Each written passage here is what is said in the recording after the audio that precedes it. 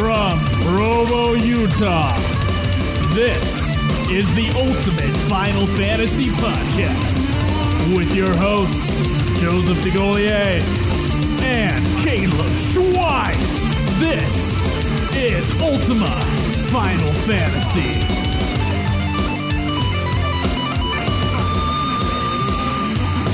We're getting some feedback.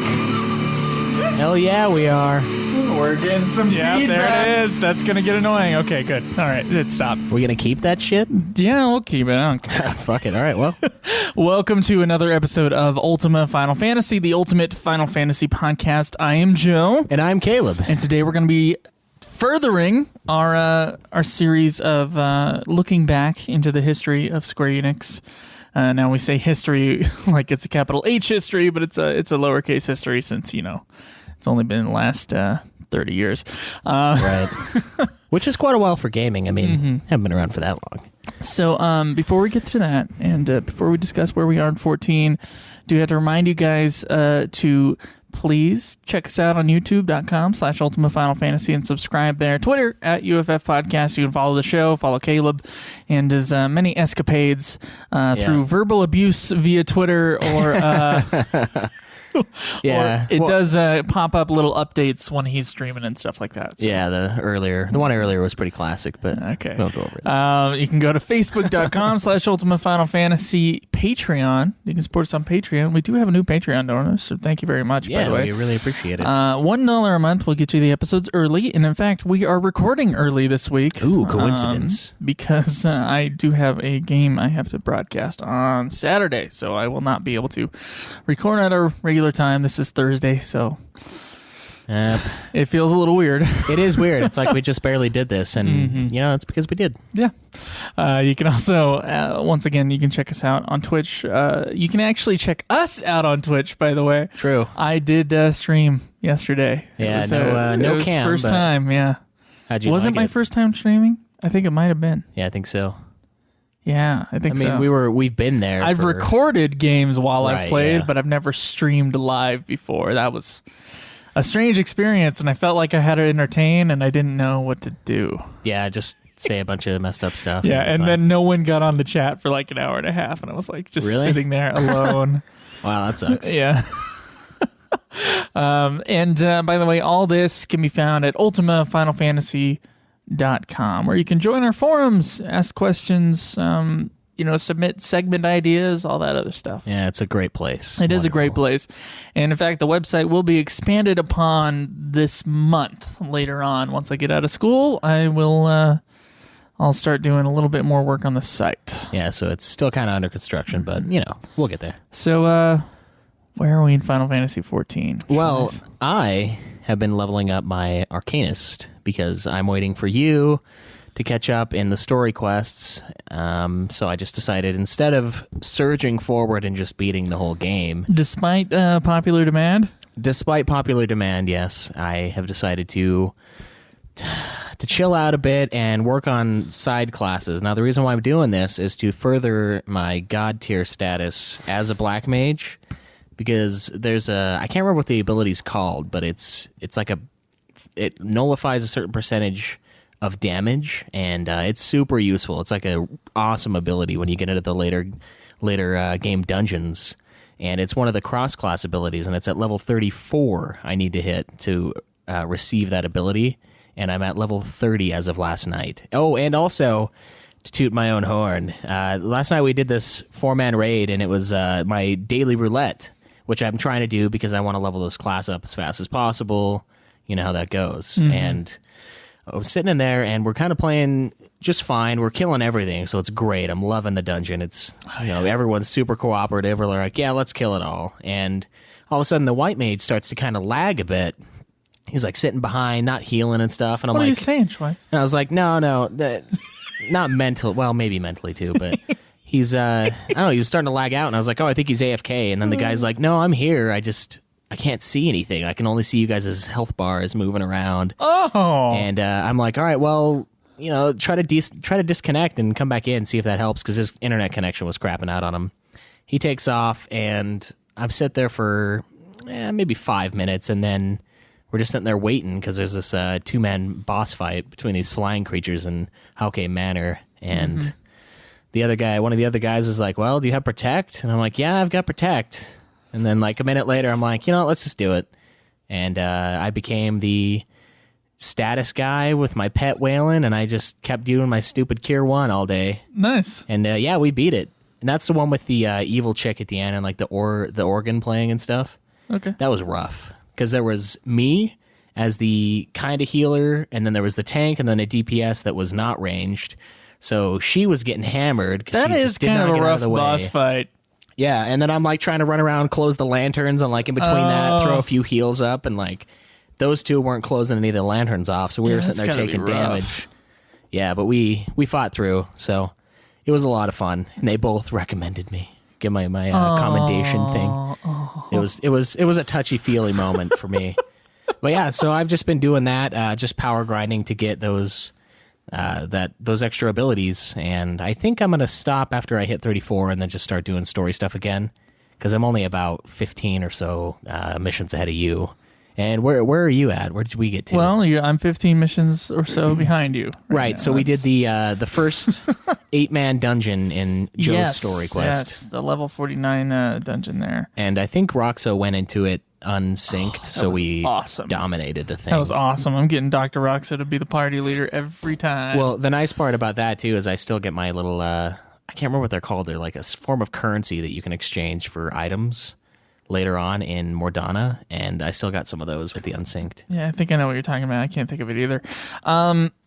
So yesterday, I did promise that I would get to level 50. Or it was the day before yesterday when I promised that by Wednesday night. Yeah, it was the day before yesterday. I would get to level 50. And? I kept that promise, despite not playing the game at all on Tuesday. And I woke up that Tuesday morning and was like, oh shit. I gave you a promise with a capital P that I would be level 50 by the time we started playing on Wednesday. So I skipped class. Oh, wow. And played Final Fantasy XIV. It took 3 whole dungeons. I just did, not Totorak, but the, what's the one with the dragon and he's moving around? There's poison everywhere. I can't remember the name. I can't remember the name either, but the jungly sort of place. It's kind of a short dungeon, but it does give you a lot of experience. I did that one 3 times in a row. Wow. Now, the first time, there was something weird going on with the tank. Okay, the tank was not communicating with anyone, and I don't really talk to anybody on the game anyway, just because the PS4 chat is kind of a pain in the butt. Yeah, plus you don't have a USB keyboard, so. Mm-hmm. But yeah, he wouldn't talk to anybody, and he would like aggro the first guy he came across, but then he wasn't really doing anything past that, and so everybody was getting aggroed because the tank was not really doing their job correctly. They were just kind of going in and doing their thing. Right. And there was some criticism from the people on the team, admittedly. Not, I don't think mean criticism, by the way. Just kind of like, hey, could you possibly, make sure you pull all the aggro and all that other stuff. Yeah. Because I was also having trouble healing all these people, since if more than one person gets aggroed, it's a pain in the ass. Oh, yeah, it is. And so, like, the tank's job, I think, is a harder job than the white mage's job, honestly. Despite the fact that I'm a white mage, I believe that wholeheartedly.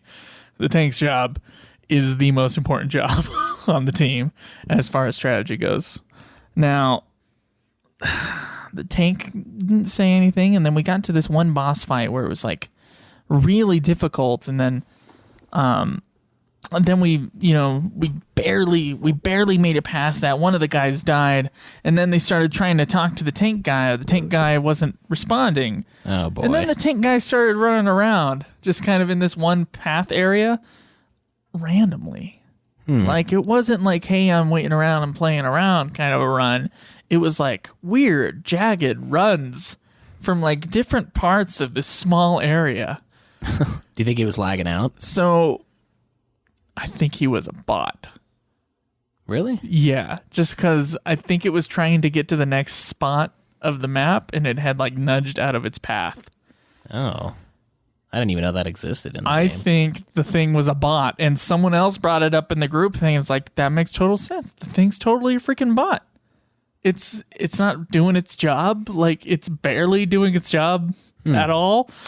It's running around kind of weird. Like, I think Steve got accused of being a bot one time. well, So I guess getting if they do accused of being a exist- bot, but like, I mean, if it wasn't a bot, it should have said, "Hey, I'm not a bot." When we were like, "Okay, I think we're gonna have to boot him," and then we booted him right at the end, right before the last boss. And then we got a new guy in that just came up, ran up, cast protect on him. We went in and we killed the boss in like 2 seconds. Yeah. So it was all the tank's fault. That seems to be just the general mantra of the last few weeks. Like, it's the tank's fault. Yeah. You've been tank getting sucks. screwed over by the tanks. Yeah, I've been getting screwed over by a lot of tanks recently. Well, it sucks because I got screwed over by the white mage, but we were a great team. Like, we were leveling this thing, and then he DC'd. Yeah, obviously because we he told had him some problems. to, but he had to. Yeah. So yeah, that's cool. So yeah, we got to the what are you in, like the tail end of the level 49 quests? For Yeah, 2.0. that's what I'm in. And pretty soon you'll get to the final dungeon. I think you have a couple more quests. The and final, then, in quotes. yeah, and then the last 2 dungeons that are 8-man. Hey, what say me and you record a review episode for 14 on our own, just like we did with 11, and then we bring in people for 2.55, just like we did with 11. That's a possibility, I guess. Okay, we'll talk about it after the show, but I guess that's a possibility. That is kind of what we did before, so it would. That is exactly what we did before. It would be right to do that, and we played, a proportionate amount over with 11. And there's still 14. like 90 quests or something. Oh yeah, we have a afterwards. lot of work left. It's going to be a little bit. So maybe we should split it up like that. That might do be good. Do a 4-parter. Yeah, that'd be fun. Okay. So if you've been playing with us on Final Fantasy XIV, stay tuned. We'll give you an email and try to figure out a time. Right, or just on the Twitch chat, I've let everyone else know that, hey, this is what we did last time. This is what we're going to do again. Okay. If they didn't already know, which most of them did. So All right. So, yeah, we're excited for that. yeah, it's going to be awesome. This game's a long one.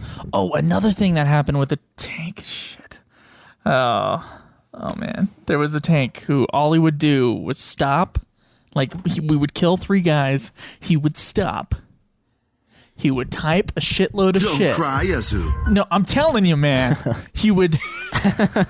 He'd be like, nah, you better like do this, and why didn't you use tier 2? Nah. Like, Oh, yeah. but he wouldn't go 5 steps without fucking stopping and then doing the text chat. And it's like, it's a fucking daily roulette. Let's get this over with, please, God. Yeah, that's the weird part about those, So, when people are getting 1,000 on you. Maws of Totorak should not be a 1-hour dungeon, and it was made into a 1-hour dungeon by this motherfucker who wouldn't move. That happened to me on Monday. So, yeah, I just wanted to, like, say to all my tanks out there, shut up and do your job. Yeah, I don't spend much time chatting, unless it's, I don't know, like a Gratz or, He must have been on PS4, because, don't like, know. who would chat that slow? He would, like, fucking stop. That's the thing, is if I were on Stop dead. pure PS4 without the USB thing, I would rarely talk. I would just communicate via, like, emoticons and shit.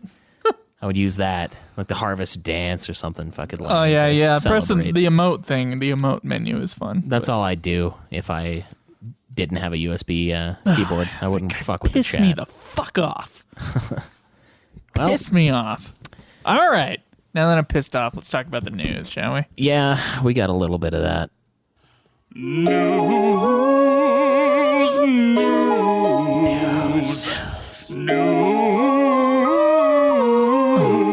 Yeah.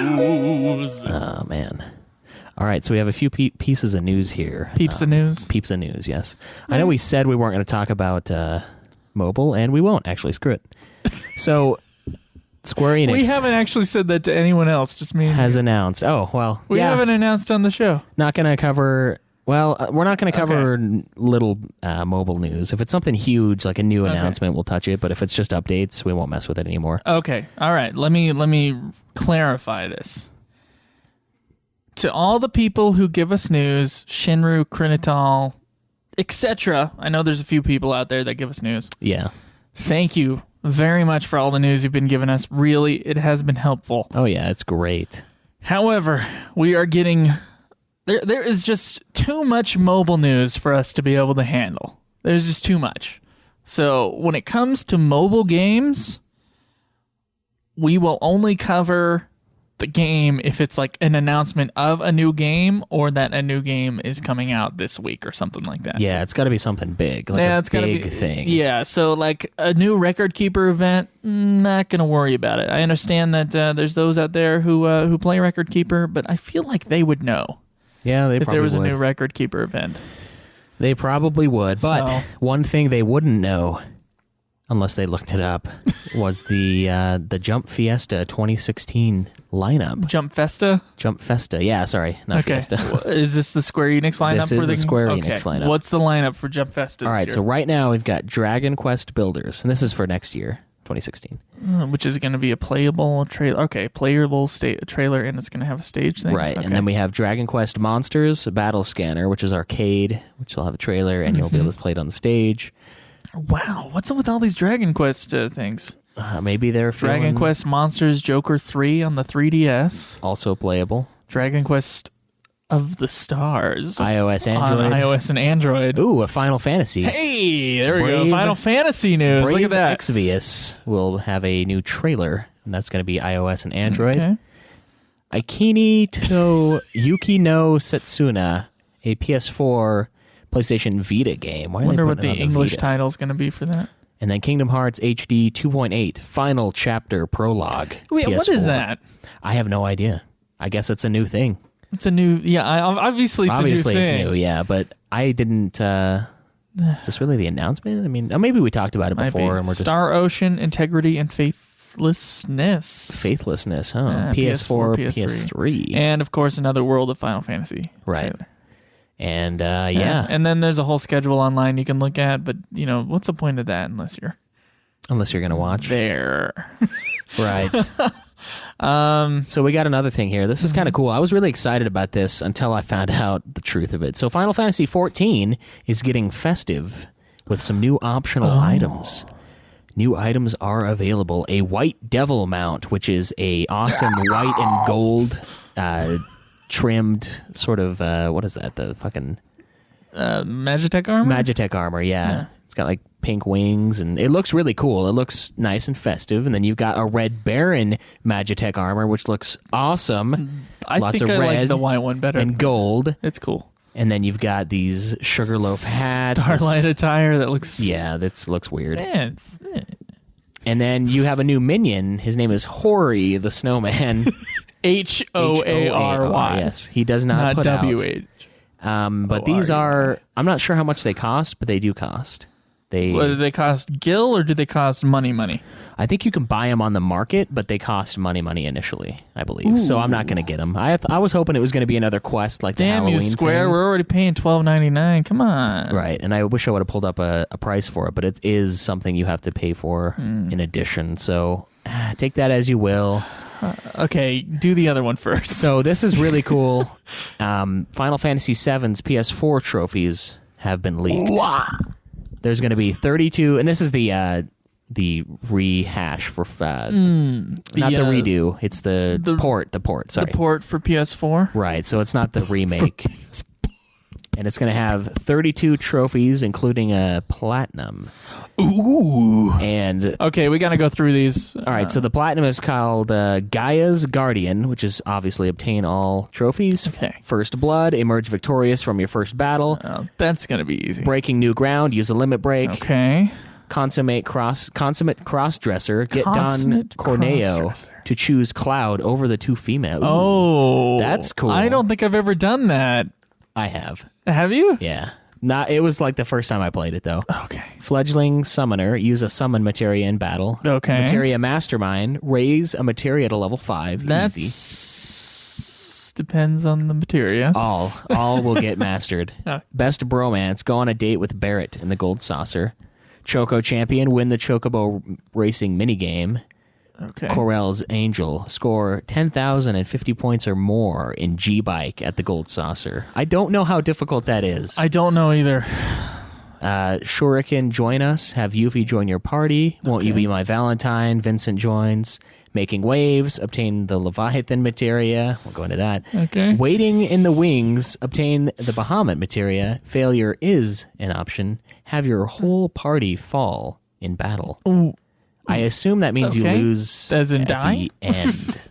Or just like fall off a cliff. I don't know. And then now we got some silver ones coming up, all nines. Obtain 99,999,999 gil. That's sick. Okay. That's a silver? Yes. How? Liege of leveling, I have no idea. Well, you can sell mastered alls for a lot of gil. Okay. Reach level 99 with one character. That should be a gold trophy. That is one that you would think. Why is that silver? Why is that one silver? Why is reaching level 99 a silver trophy? That's not that hard. You just get the level, the XP boost materia, and you go for it. All right, so Bahamut type 0 is obtained Bahamut 0 materia. See, that one's actually an easy one. That one is. That one's far easier than the other two. That should be a Round table bronze. destruction. Obtain Knights of the Round. That should be a gold, I think. Okay. The slash to end all slashes. Learn Omni Slash, which we know is his final. Loose Cannon. Learn Catastrophe. Barrett's final limit break. Packing a Punch. Learn Final Heaven, which is Tifa's. Oh, you have to get all their limit breaks? Yeah, I'm not going to read them all, but it's get each of their last limit breaks for each of the characters. Wheel of Fortune learns slots? Yes. Oh, whose is that one? The slots? That's Kate Sith. Oh, that's Kate Sith. Yeah, okay. he's got a slot mini. Yeah, obviously I've never used Kate Sith. I used him. He's a pretty good tank, but I didn't use him last time. All right, now the gold trophies, the goodies. Okay. This first gold trophy is easier than doing most of those silver trophies. Right, but this one, you got to get a good reward for completing the game. Come on. So that's the first gold trophy. Then you have Transcendent Convoker. Obtain the Master Summon materia. Okay. Diamond Disintegrator. Defeat the Diamond Weapon. Ruby Render. Defeat the Ruby Weapon. Don't you defeat the Diamond? Wait, was the Diamond one the one that's flying around? No, that's Ultima. Oh, that's Ultima? Yeah, Diamond you have to beat. So you'll get a gold trophy. You'll get two gold trophies. You have to beat Diamond. You'll get 2 gold trophies for beating the game. And then Emerald Eviscerator is defeat the Emerald Weapon. How come Ultima Weapon's not one of the trophies? It is. Oh, yeah, was that's it for silver? Cloud's. That's for Cloud's. Oh no, never mind. Is it for someone else's thing? No, it's for his final weapon. Sorry, I was mixing it up with the limit breaks. No, it's not. That's weird. That's so weird. That you'd have to. I don't know. Maybe they just want to give you a reward right before you beat it. So let me ask you, Schweiss. They haven't yet they haven't yet put a release date out for the PS4 version of the PS1 version of Final Fantasy VII. But when the game comes out, what are you gonna do, Schweiss? I know you're kind of a trophy whore. What are you gonna do? Well, you gonna suck that trophy cock? I probably will. I'll probably swallow when it finishes. Outside of game time. Yeah, I don't know when. For but Ultima. No, I should have time. I'm playing the Walking Dead game right now. I'll just replace that with this. Okay. And then hopefully they don't come out with 12 HD remaster around the same time, or I don't know what I'm going to do. Yeah, if they're ever actually going to do that. Yeah, if it ever happens. Yeah, I hope it does. I really hope it does. Gosh, they should do that for all the Final Fantasies. I know, especially 9 and 12. Those are literally tough to get a hold of. All the Final Fantasies, I think. Yeah, you were telling me the other day that you think they should port every single one every time a new console comes out. Why the fuck not? They'd sell them for $10 each. Like how? I don't actually know this, and I would like to know from maybe a game developer out there who listens to our show or something like that. How difficult is it to port a game that was coded in BASIC from, like, how difficult is it to port that to the PS4? I don't know, but I guess it's not that tough because if they're porting it on the Android, they're porting it on the computer. I don't see how the PSN would be that much more difficult. I don't know, and that'd be a great way to play some of those older games that are tough to play. It would be, and people would just they'd get the new system, they'd buy all the other Final Fantasies. They would, yeah. There you go. There's $120 for you. People that are starting with, say, 14 or 15, they'll pick up the other ones if they really enjoy that game. So yeah, I think it'd be a worthwhile cause, but we'll see what happens. So speaking of 15, apparently cat's shitting. Final Fantasy 15. Shut up, man. Oh, it's currently man, playable. Okay, so from Caleb, start to finish. we have. Okay, hold on a second before we talk about Final Fantasy 15. I have to talk about this fucking cat right now. Okay. Caleb's cat has a bad habit of pissing in the corner. In the podcast corner. About 2 feet. Well, where I used to sit, actually. Where I used to sit. Oh, it just hit me. When we just hit you, I'm glad I was the wall that had to get it first. Oh! Bury that shit. He used to piss where I used to sit. And so, like, every time I would come to record a podcast, I'd be like, smells like urine. He's like, yeah, he pissed again. And, like, Caleb had this pet stuff, and he tried to, like, clean it out, like... Yeah, and it's supposed to get rid of the scent so they don't pee there again, but it didn't work. So I had to put the litter box there, and he just let one go, just some monstrosity, and it smells horrid. Hold on, we got to back it up a little bit. You didn't just put the litter box there. Oh, yeah. Because you were refusing to put the litter box there. Because it's uncivil to have it in the living room. Yes, it is uncivil to have the cat litter box, an open litter box, in the middle of the living room because it's, disgusting. Right. You used to have the litter box upstairs, and so it was like, well, maybe the cat doesn't want to travel that far, and there's sites online that say the cat should have one per floor, right? Yeah. One litter box per floor, and you were like, fuck that. Yeah, I'll just get it downstairs where he's letting it loose. Yeah, so we put it in the bathroom down here. I say we as if... Yeah, as if you were a part of this thing. I complained enough. We put it in the bathroom down here, and the whole thing was like to keep the door cracked open. And then I think the door was shut A couple times, and so the cat eventually did piss outside, back into his favorite corner. Yep. And so then the habit was brought back in, I guess, because even later on you found that even though the door was open, he would do that. Right, he still would. And so now we have the cat fucker. litter box where I used to sit, and now we're over like 4 feet, and the cat just shat, and it stinks so fucking bad right now. So yeah, that's the backstory as to the horror that crept up our noses just now. So, oh geez, dude. Your cat's never shat in the middle of our episode. I don't know. He hasn't. That's a first. I feel like this is like not a sanitary place to do podcast recording. You think so? Yeah, my mouth is on this mic, and I don't know. Maybe when you were cleaning one day, you maybe the mic fell off the table and landed in the litter box, and you were like, you picked it up and brushed it off, and like Joe will never notice. Then you kept going on your way. I would probably do that to you, but it hasn't happened, so it's cool. Well, it's cool. I'm glad that you claim that it hasn't happened. Okay, what's Final Fantasy 15's news? Well, it is now currently playable from start to finish. So development on Final Fantasy 15 has finished pre-beta, according to a programmer named Kitade. Pre-beta. We just call right. that alpha here, but whatever. Yeah, whatever. This means two things. One, the game is playable from start to finish. And two, the first half of the game is finished with the quality of a final product. So they are halfway done with the first, or they're fully done with the first half. So 50%. I'm sure they're still going through like bugs and stuff. Right. So essentially they're saying that they're at the point where they can play it from the beginning to the end. They can get an overall view of the game. They're polishing. Okay. Right. The first half of the game is finished completely, they say, with the quality of the final product. So I assume the battle system's all figured out. The graphics are figured out. The frame rate issues, done. Everything's done unless they need to change it later, of course. Still say March of 2017.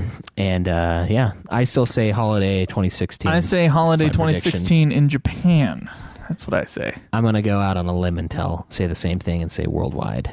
But yeah, so I guess the the game is playable from start to finish. Woohoo! So we'll have to see if we get another chunk of story. I would assume we will continue with the second demo that comes out. Hopefully it'll continue where the first one ended, and we'll get to play around with the car. That'll be a lot of fun. Yeah. Pretty excited about that. Yeah. So, that's cool. What game do you think we'll be on by the time we get there? By the time 15 comes out, assuming it's holiday. Even. So a year from now. So 12 games. We'll probably be on the 13 trilogy, or? Yeah, we'll be on the 13 trilogy. Easy, I think. If it does come out the end of next year, we'll be probably playing 13 3 maybe, or Lightning Returns, maybe 13.2. It depends on how long some of these other ones that I might be shortchanging are going to take us, but I think we'll be around the 13s. Okay. I'm kind of excited to move on. From 14? From just the main series. Oh, I was like, dude, 14's great. Explore new grounds. But yeah, so am I. Well, it's kind of new ground for me, I guess, but for you, it's all new. Neither of us have played After Years. Right, but I've played the 7 ones that we're going to play. We're going to come to a point soon here where it's like we have no experience with the game previously. None. 13.2. That's the first one. Or the 11 stuff. I've played 10.2 for like an hour. 4 After Years. I haven't played the 7 sequels. That is kind of. I've never played the sequel to FF12. That is kind of weird to think about, actually. All these other things we've at least played, if not completed before, and now it's just. Now it's starting to inch away from our familiarity. Yeah, we're gonna get scared. Who knows what'll happen then?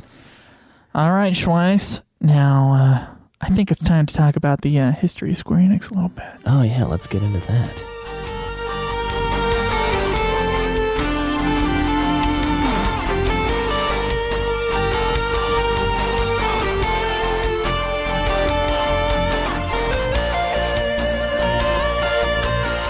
All right, so teach me about the history of Square-Enix. Once again, I will be the apprentice, and you can be the master. Yeah, bro, big bro. The history of Square-Enix. No, sorry. Part 4, the golden age of the 2D RPG. Oh, now you could say the golden age of the RPG, and it is kind of. It is kind of dumb to place the word golden age so quickly, like it wasn't that long ago, and we're willing to put the word golden age on things.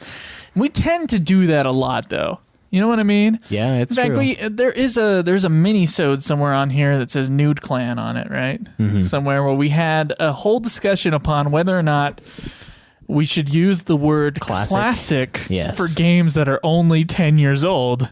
And I was vehemently against using the word classic if it is not at least, and I put the arbitrary number because it's a generation. If it's not at least 20 years old, I don't believe you should call anything classic. Right. Because even though like some movie or game could be a hit right now, like a big hit, you could forget it in 2 weeks. That's true. And a classic stays with you. And so you must have it. You must have time pass in order for a classic to stay with you. But Dylan was against me on that. Right, he was. I was with you because, I mean, I can say you can tell that a game might be a classic after about 4 or 5 years. It's like if it's still relevant, if it's still in the zeitgeist, if it's still really good, it's probably going to be a classic. You can just call it a really great game, but God of War 3 isn't a classic. It's a good game. Like that's I don't know why it's such a big deal. But you're going to put the golden age. Now, I think the golden age. I'm going to call it the golden age of the 2D, the 2D RPG. But in 100 years from now, maybe there's another golden age of 2D RPGs. I feel like that's a bullshit statement, but we never know. Maybe they'll be like, you know what would be better? And maybe we would throw 2D. The word golden age out way too much. Maybe that's it. Perhaps. I don't know. But I have. But you just fucking did it. I just did it. Okay. Prove your case. Last time we ended in 1992 when Dragon Quest V had its major release, and Final Fantasy V also had its major release, both in 1992. So Enix could have floated on Dragon Quest V's mega release for the next 10 years, but they were well on their way with publishing multiple IPs for the rest of the early 90s, although it wasn't without a few setbacks. Ooh, setbacks. So we got a couple here. Enix released the game The Seventh Saga in 1992, which had both mediocre reviews as well as middling sales, and King Arthur and the Knights of Justice, which when I was looking all this stuff up, I was like, this game looks awesome just by like how it looked on the screenshots and like the name. I was like, this is sweet. And apparently it's a hunk of junk. Like it is a horribly reviewed game. Wow. So the name is kind of stupid, but King Arthur and the Knights of Justice. King Arthur and the Knights of Justice, just think 2D Super NES game, awesome. Okay. 2D. That's what I thought. Wants and feature king. Apparently, it's based upon some cartoon which I didn't know about. And also, like, both these companies, both Square and Enix, they were both releasing a couple other little middling games that I chose to leave out that were based upon manga or stuff like that. Oh, yeah. But in 1993, Enix released E.V.O, Search for Eden, which is a prehistoric RPG filled with dinosaurs. Oh, that sounds awesome. And unfortunately, it had similar results as the seventh Saga in terms of sales. God damn it. Square, however, was sort of on top of the world. I mean, they never had quite the success of Dragon Quest V, but they were doing really well. Secret of Mana in 1992 would go on to sell 1.83 million copies worldwide, so that was a major success. It was praised for its gameplay, music, and graphics, and would later be called one of the high points of the 16-bit era by Edge magazine, as well as one of the greatest games of all time by Famitsu, Nintendo Power, and IGN. Oh, okay. The other two, yeah. What do you have against Famitsu? I don't know. Their polls are reader polls. They're really Final Fantasy. They're the people who believe that classics should be regarded to games that are 3 years old. Not that Final Fantasy isn't a fantastic series. It's just when you have like a top 10 list and like 4, 5, maybe even more of them are one series, that's rough of all time. That's a little far. There's a lot of good games out there, but all right, I'll suspend that for now. And although not nearly as well regarded as the previous game, Square released Romantic Saga 2 to similar commercial results. And these games, I believe, would kick off the golden age of the two-dimensional JRPG. All right. Enix, in this era, released a slew of games from 93 to 95, mostly in Japan, due to the middling sales of Dragon Quest here in the West. One of those was a puzzle-filled action RPG called Brainlord, which was well-received, though didn't exactly set the world on fire. Robotech would follow. By the way, these are mostly sci-fi games. So, like, Enix, from what I'm looking at here, Enix was mostly making like the sci-fi RPGs, although Square had a couple. Yeah. And Square Enix was kind of making the Final Fantasy, although admittedly they had a couple sci-fi also. But they did. That's just kind of how it seemed to me. Robotech would follow, which is a sci-fi precursor to Pokemon, almost, in a sci-fi universe that unfortunately tanked on release. But I got to tell you about this Robotech thing. It's, I think, from the description I was looking at earlier, it's like you had robots that you had to like train, and like you would fight the robots in like this sci-fi. So it was kind of like Pokemon. Yeah, you would. So you would train your robot to fight other robots. Oh wow, that's like the same thing almost. That's what it seemed like to me. I mean, someone might know more about the game, but still, it was kind of like cool. Oh, that does sound interesting. All I'm doing when I was writing this thing, I was like, oh, these are all games that I kind of want to get into. Like, they all sound awesome, but I can't play them right now because we're a little busy. So much Final Fantasy. All right. There's a game called Terranigma, which told the story of a boy named Ark trying to resurrect Earth, which would later be hailed as a forgotten classic, but went nowhere near Square's sales at the time at 200,000 copies. There's also an Enix game, an RPG simulator / war game called Ogre Battle. Does that sound familiar to you? That sounds really familiar. Okay. Which is one of Enix's most important games. This was released to rave reviews and would set the stage for its more famous sequel, Tactics Ogre. That's what sounds familiar, doesn't it? Yeah, little is known about Enix's game. Sorry about the pronunciation of this. Jute Senki, except that it was only ever released in Japan, and that it was another science fiction RPG game. They love it. Mystic Arc was another little known RPG game put out by Enix, although that game, Mystic Arc, was successful enough to spawn a PlayStation sequel in 99. The biggest game of 1995, sorry Square Enix, or sorry Squaresoft. Squaresoft, yeah. Enix is doing just fine. Right. This was, of course, Dragon Quest VI. So all of Square games, I mean, with few exceptions, they were all doing. I think they had one bomb during this whole run, this whole Super NES run. Okay. From 1992 onwards, Square anyway, and we'll get into what those games are. But Enix seemed to have games that were kind of doing okay, But then the Dragon Quest games really really dominated. And then the Square games, they were all kind of hits. So, but yet not as big a hits as the Dragon Quest. So they're kind of neck and neck in a way. So yeah, neck and neck in a certain different way. That game, Dragon Quest VI, it sold. This is a Super NES game. It sold a whopping 3.2 million copies, only in Japan. Yeah, at that time, yeah. Yeah, it wasn't released in North America, I think, until 2011 or something like that. Jeez. Yeah. Good God. Yeah. So by this time, Enix had given up on selling games outside of Japan, and before 1996's game Star Ocean was released, which obviously we have a new one on the horizon based on the news, they had closed their offices in North America. So they actually had offices, and they weren't putting out any games for them. Like, a couple of those games that we read were released in the U.S., but most of them were not. Yeah, their presence is not as great over here. Yeah. So Star Ocean did all right for itself, selling about as much as Terranigma did before it.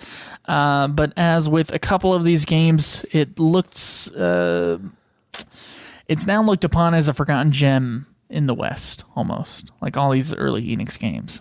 Nintendo Life eventually praised it as one of the best-looking games on the Super Nintendo, though, Star Ocean. In contrast, Square Enix was doing quite well in North America, while still doing good business in Japan. For Square, almost everything they touched turned to gold. In 1994, Square would release one of its most well-known RPG classics, Breath of Fire. We've all heard of Breath of Fire, I believe. Oh, yes. To good reviews and financial success. But that was nothing compared to Final Fantasy VI, now seen as one of the greatest games of all time, and my number one Final Fantasy game, and it's going to stay that way. Sorry, Final Fantasy XIV. One of the greatest games of all time by most sources. Think about all the top 100 lists you see by different gaming publications. They're worth their salt because Final Fantasy VI is always up there. It's true, it is. Eventually, although not directly on release, Final Fantasy VI would sell almost 4 million copies worldwide. Yeah. And just to reiterate, Final Fantasy VI is fucking awesome.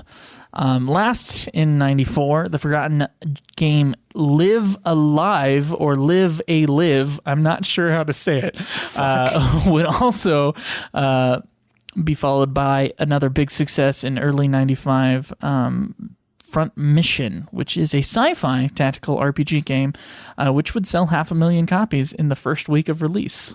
So even though Live a Live didn't really do well, the Front Mission, which came out like 3 months afterwards, just did amazing.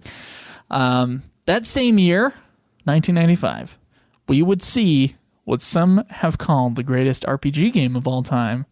And, of course, it's up there with Final Fantasy VI. And we will be playing it.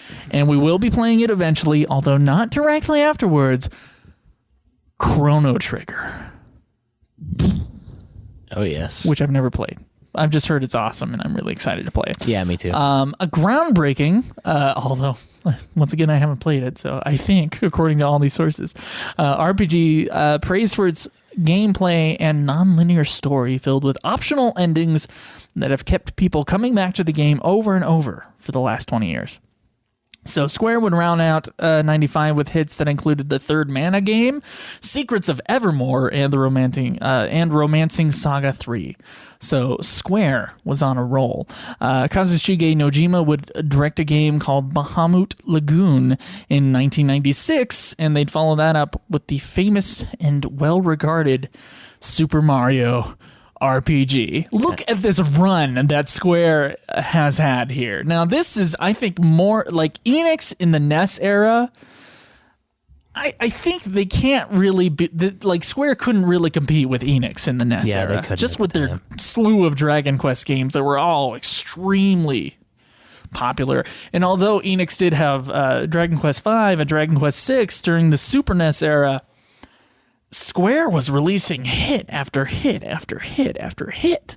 This is where Square is like really shining right now, and I think it continues into the PlayStation era. Oh yeah, definitely. So by the end of 1996, Square was setting its sights on the third dimension, And its last two games on the Super NES, Treasure of the Rudras and Treasure Hunter G, would be overshadowed by the new consoles that were gaining some steam. So they had to, shove those games out right at the end. Yeah. Sony's PlayStation, which I believe they released in late '94, and it was slowly picking up steam, and of course the Nintendo 64. Yeah. Wow. And that will spawn a rage, an outcry from Nintendo. So, like, the drama over switching companies, like consoles.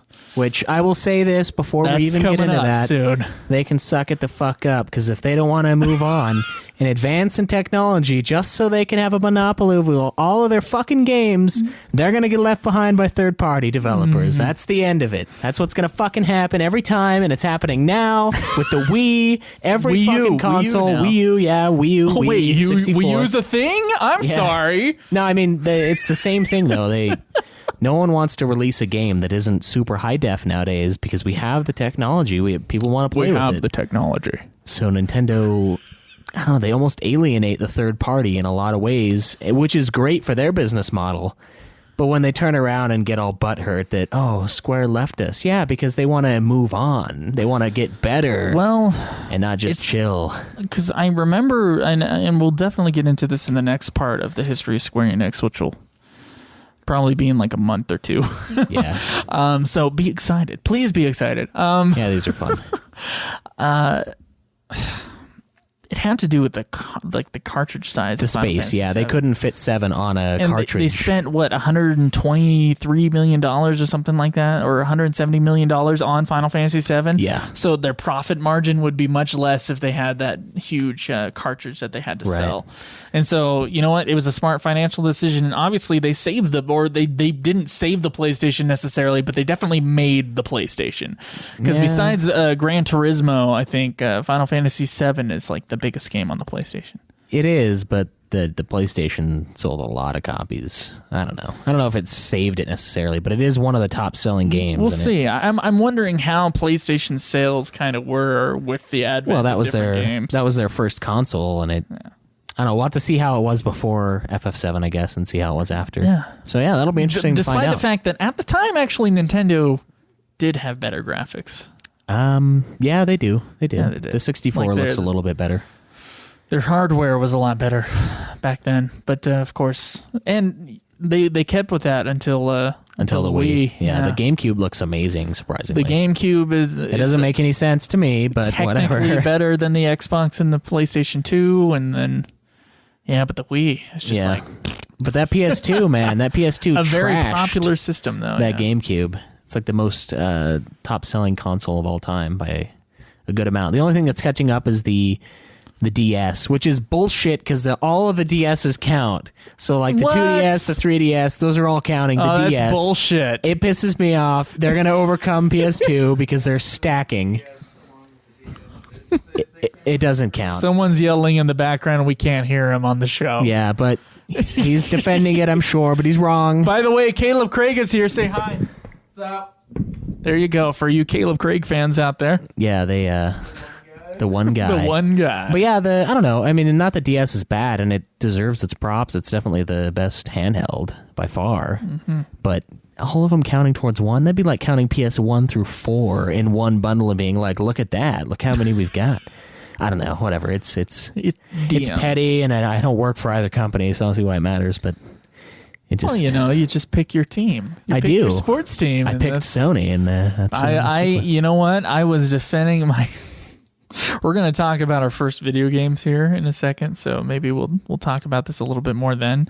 But I was so Xbox. So Xbox. And Final Fantasy, it changed me. Yeah?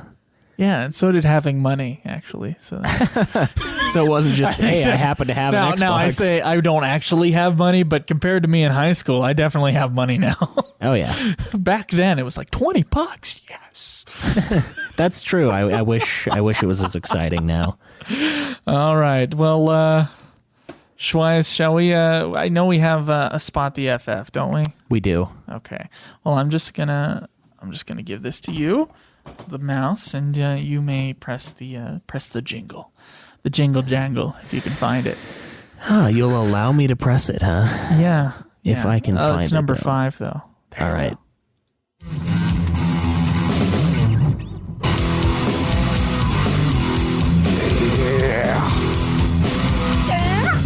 Been a long time. Hey, did you see it? Did you see that Final Fantasy? Hey, did you see it? Did you spot that FF in your songs and games and movies? Spot that Final Fantasy.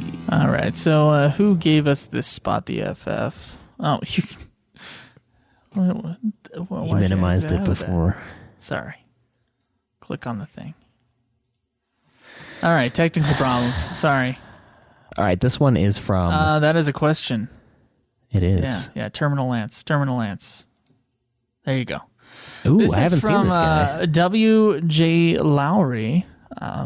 Sounds familiar, but I don't remember anything. That's who gave us the link here. Well, obviously it's familiar here. This is a webcomic, apparently. Now, Final Fantasy is put out by a lot of webcomics, but this one's an interesting one. This is put out by a U.S. Marine named Maximilian Rate. Might be pronouncing your name wrong, Maximilian, but you probably don't listen to this show. There's a small chance of that. Might be a little bit you had to be there kind of humor, but I think any Final Fantasy fan can appreciate it. Click on that link and we'll... All right, let's look at it. So this is from terminallance.com in 2010. So if you want to go on his blog, you can check it out. It's number 25. Deployments are just like Final Fantasy games. Do you want to read the description there? I'm going to have to get super close. You get put on bases just like small villages. There's an item shop that sells potions and gear, i.e., Rippets and Spec Ops merchandise. And then it's got a picture of a guy named Max who's level 63. He's got 2236 level HP. E3. Level E3. Oh, E3. Yeah, the government pay rates. Oh, yeah. I didn't even notice that. Yeah. So he's E3, and his buddy here, Kyle, is He's E4. He just leveled up. Just leveled up. You gain levels and experience through combat, and as you get more experience, you upgrade your gear and weapons. And then they have a picture of like the Taliban. Oh, wow. In the background, then the army guys in the foreground with the little the battle menu that says Right. attack, aim, airstrike, and the things over attack. And when you leave the wire, you get into some random encounters. No, that's pretty awesome. That's a pretty awesome one. And Maximilian talks below about, not sure if he should have done this comic just because it's, only some people would understand what's going on. But I appreciate it. I thought it's a pretty cool comic and made me smile. Yeah, it's interesting. It's I never thought of it that way, I guess. So check out terminallance.com, Schweiss. We got 2 questions we got to answer. Yes, we do. Questions for us. We would like to hear from you. You are for us.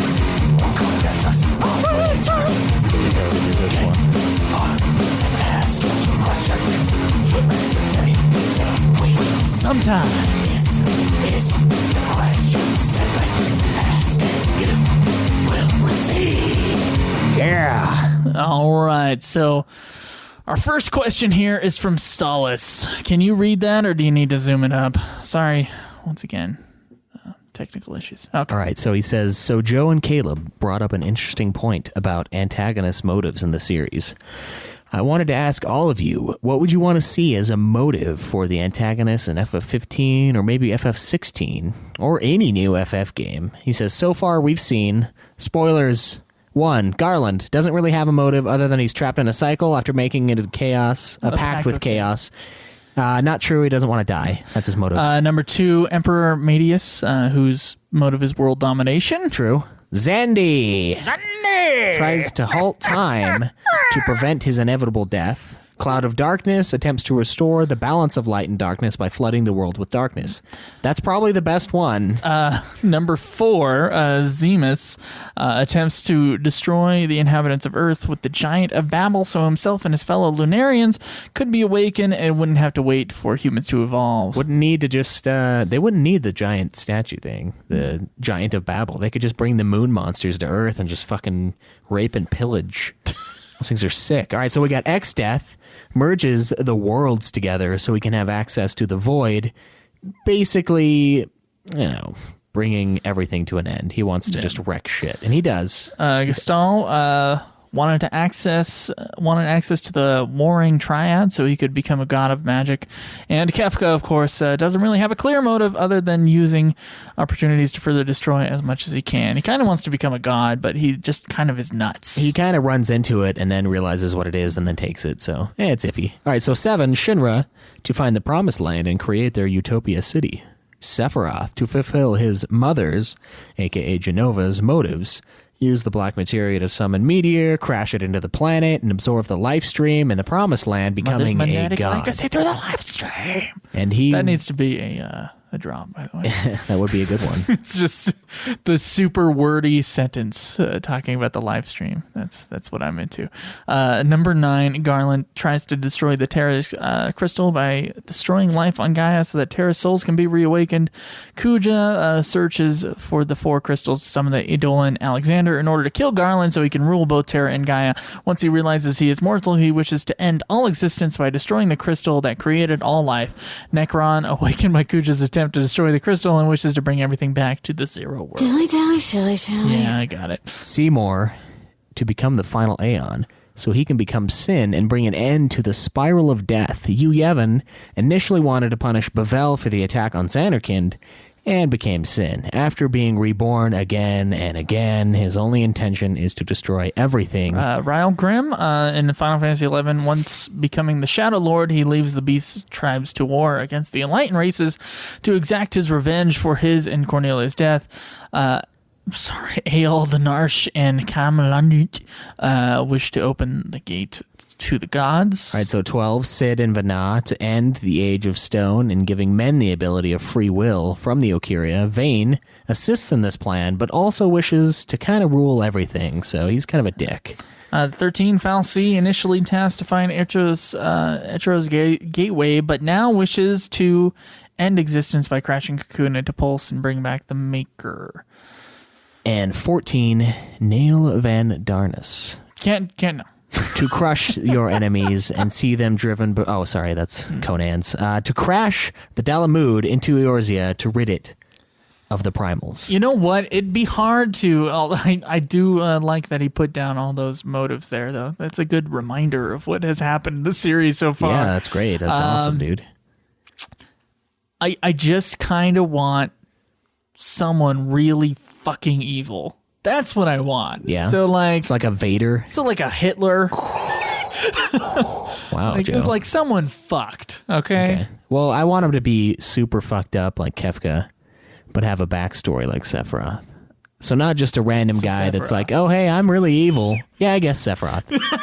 But maybe something a little more real. Well, the thing is, if they try to copy what they've already done before, what's going to happen is we're going to review the game. We're going to be like, oh yeah, they did this in this game. Yeah, they're just trying to make another Sephiroth. I don't know. Well, Sephiroth's a really good villain, so I do want kind of the racist thing to play a part, maybe in FF16, and like someone wants to get rid of a certain race, right? And at the same time, that Empire, we'll call it, is trying to take over the countries around it, and the other countries don't like that. And maybe across the sea, some country that decided to just be neutral, maybe they just suddenly get attacked and are thrown in to this adventure, and the heroes have to... If by neutral you mean they refuse to trade with one side but openly trade with another, then sure. Sure. I don't know if that's necessarily neutrality, but I think they could do that. Officially, whatever. Okay. That'd be really cool. Maybe some assassinations. Look, I want Final Fantasy to get dark again. Yeah, that'd be great. I love dark games. I love dark anything. Dark media, dark turkey, dark, just dark. The more intense the conflict is, the better the story is going to be. Yeah, the more real it can feel. I mean, that's what I'm excited the most about. I don't need to put out a situation that the bad guy has to have or a motive for it. I mean, the game writers have to figure that out. But, I'm excited to see what they're going to do, and I just hope that they really just make a good bad guy. Yeah. Because you can make a good bad guy, and then that's when the hero's going to shine. Yeah, that's true. It makes the opposite end seem even better. I don't know. I kind of want them to be graphic too, and like just more violent, just so that it has a real effect on you. It doesn't just seem like, oh yeah, they're just they're going to keep it in the teen range. They're KO'd. I don't know. Maybe Type 0 is not teen. Yeah. All right, so let's see what everybody else responded to here real quick. It's Snitchel said, if he remembers right, it's crystals or something in the story for 15. If that's the case, he imagines that the grand plan of the bad guy is to catch them all and unleash Mewtwo upon the world. Seriously, it'll probably involve Kuja-esque plan of destroying all the kingdoms to get their shit. Does anyone release Mewtwo upon the world? Because I just thought, okay, now I don't know anything but the movies here. So the scientists created Mewtwo, and I thought Mewtwo unleashed himself upon the world. We can't hear you, Caleb Craig. You're trying to have a conversation with me. It's not going to work. Sorry, Caleb Craig thinks he can be part of this podcast. He can't. He just cannot be. I'm sorry. You're fucking out, you hear? All right, so Mewtwo puts himself upon the world though, and he makes his little island, right? And he gathers all the Pokemon so he can rule. So he can basically show off his power and rule the world with his clones. Attack of the Sounds Clones. About right, yeah. All right, so that's an interesting idea. Batman says he would love to see a scenario where you sympathize with the antagonist. Kind of what they do in Chrono Trigger. I think in 7 you have a little bit of that. Not very much, though. A little bit. More like Caius in FF13-2. I don't know anything about that. And Gabranth says in 13 he believes it was the Fal'Cie's task to build the l'Cie into the weapons to bring the destruction of Cocoon. It was more with Caius in 13-2. We don't know anything about that. So he said Caius was selfish, bitter, and will resolve till the very end. But again, some points I do see where his motivation comes from. All right, fair enough. I just want it to be, I kind of agree with you. I want a dark game. I want something that's brooding and just intense. When was the last time we got a truly dark game? Probably 7. Maybe 8. 8 got dark. No, 8 was just a dark. Well, there were dark moments in a lot of the games, but I think 6 and 7 are really the ones that are dark through most of it. And those are the best games. So fuck They are, yeah. All right, so 10's dark too. I mean, its color palette is not, but all the killing is dark. So You keep using the word. I don't think it means what you think it means. which word? color palette. Oh Jesus! All right, so we have another question here. This one's from It's Schnitzel. The topic is, what was your first video game? Ooh, shit. What is the first video game you ever owned or played? He thinks his is Super Star Wars, The Empire Strikes Back, Mario Paint, Super Mario All-Stars, Aladdin, and some racing game on the Super Nintendo. That's your first video game? That's what he's saying, yeah. He can't remember That's like anything 12 games. anything before them, and he can't honestly remember ever receiving them. Him and his brother just kind of had them one day, apparently. The first game he can specifically remember receiving is probably Pokemon Red, great game. And his brother got Pokemon Blue. I think Blue is actually even better. And he loves how it automatically, added the accent for the E. Oh, that's cool. On the side, it added the little E, the little dash it knows. Okay. So yeah, that's probably what got him into the video game scene. What about you guys? He asks. We had a NES at home for a little while before my mom banned video games from the house. Fascist. That was when I was a little kid. I didn't get a video game console. I didn't get a Game Boy Advance until I was 15. So up until from like 7 to 15, I didn't have video games at home. I had computer games, and I played computer games a lot. And I used to play things like Carnivores, which was a hunting game, a dinosaur hunting game, which is fucking sweet. I used to play that a lot. And the Magic School Bus, the Geology Magic School Bus game, played that one a lot too, although they weren't my first. I think on that NES there was I want to say we had Legend of Zelda, and we had Super Mario Bros. Okay. And since I can somewhat play Super Mario Bros., I'm assuming that that's probably what I played the most. I have memories of both games, just kind of images in my head of me playing with them, and then going, this is too hard, and not worrying about it. Okay. Fair enough. And also, my mom didn't want me on there. Oh, wait. That's a lie. What was first?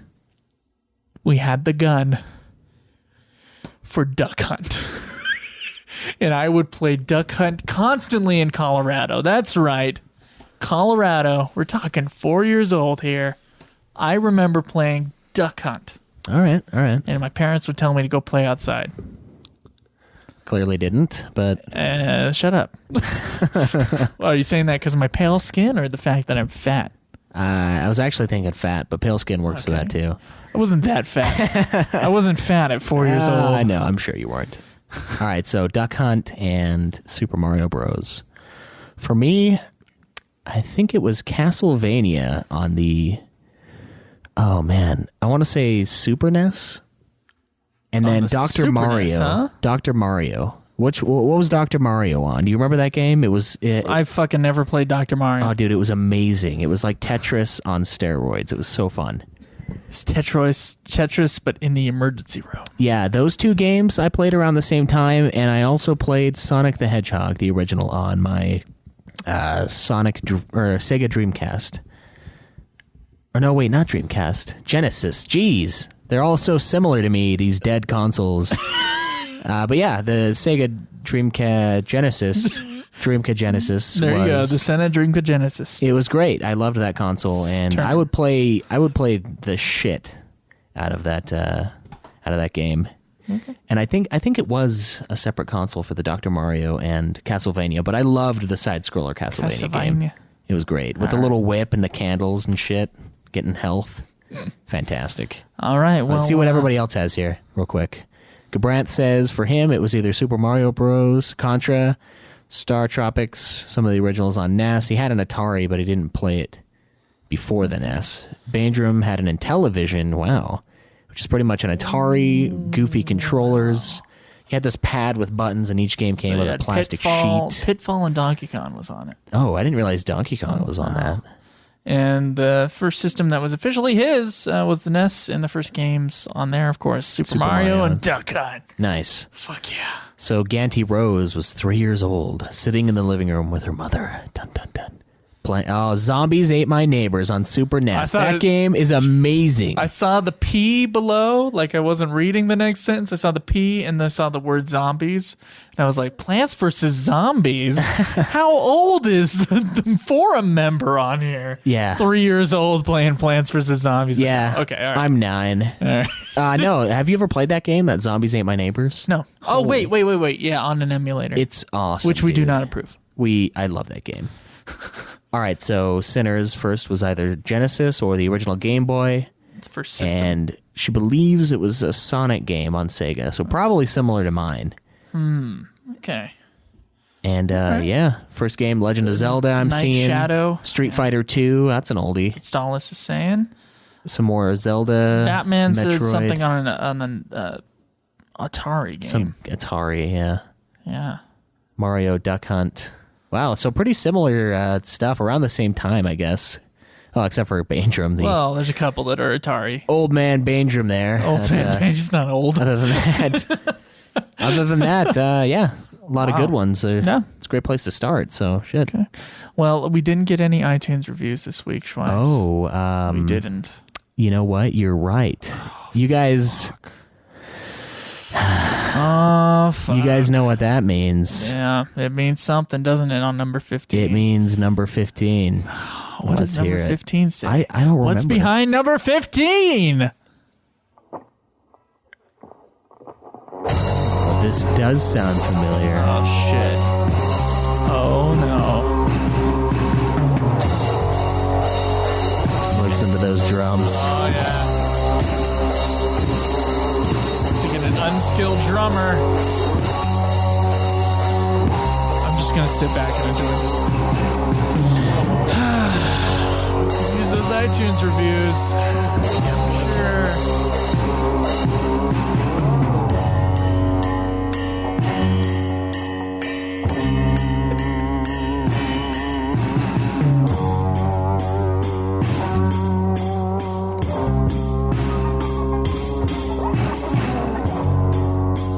What is this on the screen before me?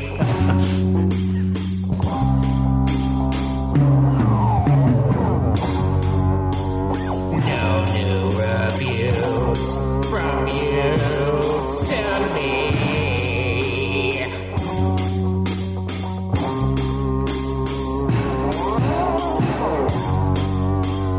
Look at other shows.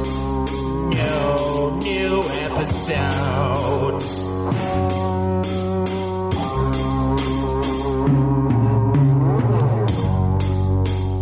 No iTunes reviews. No love for the show. Oh no, iTunes reviews!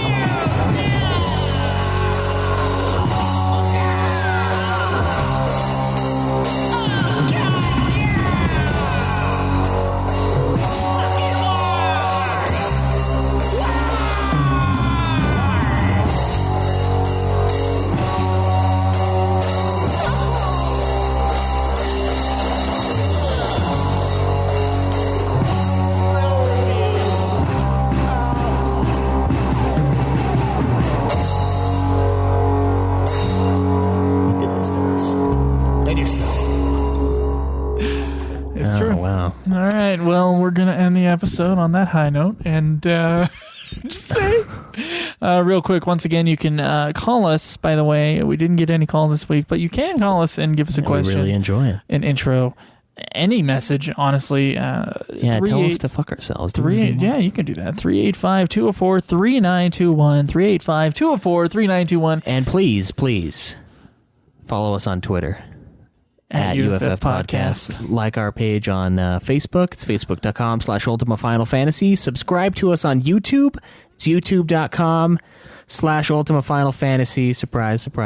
Yep. And support us on Patreon if you guys want. $1 a month, and we'll throw you the episodes early. Another way to support us right now, if you go on our website, turn off your ad block for our website. There is a banner for Amazon. Click through the Amazon link, bookmark that as your new Amazon bookmark on your computer, and every time you buy something off of Amazon, we'll get a small kickback at no charge to you or to anyone, honestly. Yeah, it's a great way to support us without throwing it just helps. It helps Amazon out, so it helps us out. So. Right. And also there's ads on the page. I'm not saying I'm not saying. Oh, dude, the Filipino Cupid is hilarious to me. I don't know why that's popping up. I like when I went through the AdSense thing, I turned off different things that I knew we shouldn't have on there, and I swear to God, that should not be shown. Filipino Cupid was there, and so was Thai Cupid one day. Oh, Thai Cupid. Thai Cupid made a presence. Yeah, it was there. I didn't click on it, but I was thinking about it. But I resisted. And I'm a better man for it. I don't know. The chick was okay. Saying... She was like a 6. But yeah, and you can find us on Twitch, as well, where we're live streaming all the episodes. I'm playing 14. I'm playing other games. Mm-hmm. It's twitch.tv/Ultima Final Fantasy. And you can find all of that and more. And Filipino Cupid ad at ultimafinalfantasy.com and join the forums. Please, God, join the forums. I know it's like the holidays right now, so everybody's kind of busy. But if you will, please leave us like a good question for the 14 review and give us a review for 14. Yeah, if you've played it before, and also your ranking. There's areas in the forum for that. Guys, don't be scared. Join our forums. Really. Yeah, it's a great place. It's super awesome. All right. Well, until next time, see ya. We'll see you guys then, and enjoy the grind. Oh, yes. This has been another production of Ultima Final Fantasy, the Ultimate Final Fantasy Podcast. The show was produced by Joseph DeGollier and Caleb Schweiss, with music and editing by Joseph DeGollier, parodies and clips from their respective authors, of course. You can get all of our episodes as well as our Let's Plays at ultimafinalfantasy.com. You can also contact us on Twitter at UFF Podcast, as well as our contact page on our website. Be sure to subscribe and review our podcast. Your reviews may get read on the show. And look forward to the next episode of Ultima Final Fantasy, the ultimate Final Fantasy podcast.